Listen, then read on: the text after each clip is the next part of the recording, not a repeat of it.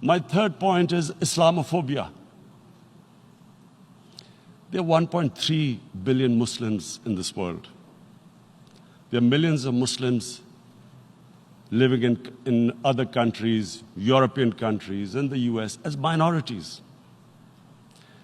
Islamophobia, since 9/11, has grown at a pace where it is alarming.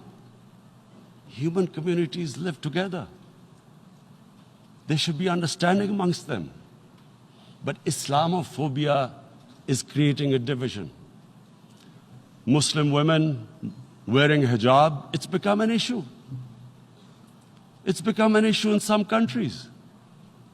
Hijab is some sort of a weapon.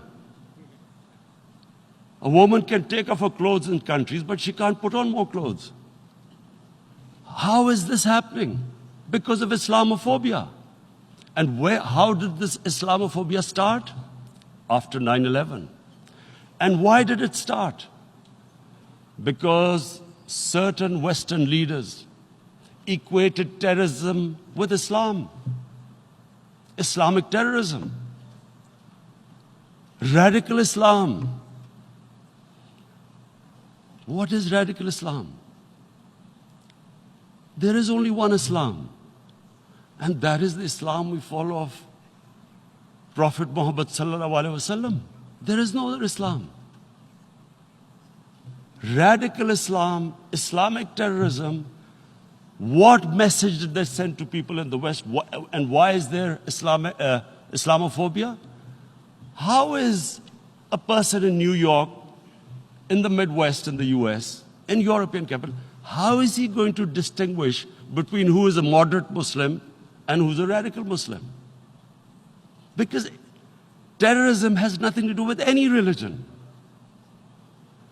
This Islamic terrorism, Islamic radicalism, and sadly used by leaders, this has been the main reason for this Islamophobia. And it has caused pain amongst Muslims.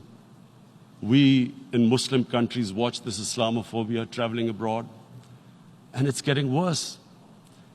And may I just say, Mr. President, that in European countries, it is marginalizing Muslim communities. And we all know that marginalization leads to radicalization. Some of the people who ended up as militants in Syria and other places were from marginalized Muslim communities. And my point here is that we must address this issue. I'm sad to say that we Muslim leaders have not addressed this issue either. After 9/11, when this thing came about war against radical Islam, rather than Muslim leaders trying to explain to the West that there is no such thing as radical Islam, in all human communities, they are radicals. They're liberals and rest are moderate.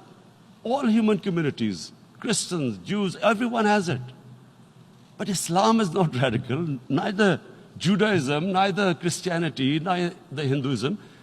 No religion preaches radicalism. The basis of all religion is compassion and justice, which differentiates us from the animal kingdom.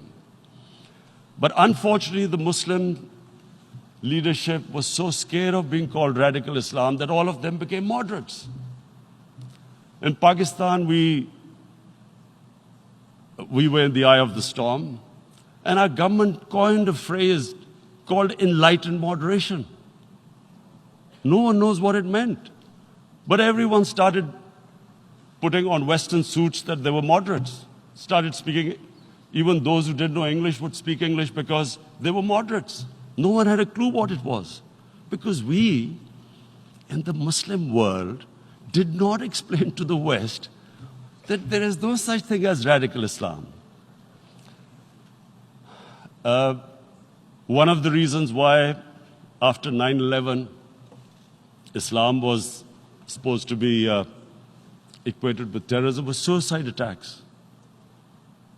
Because the 9/11 bombers did a suicide attack, all sorts of theories came up that the Muslims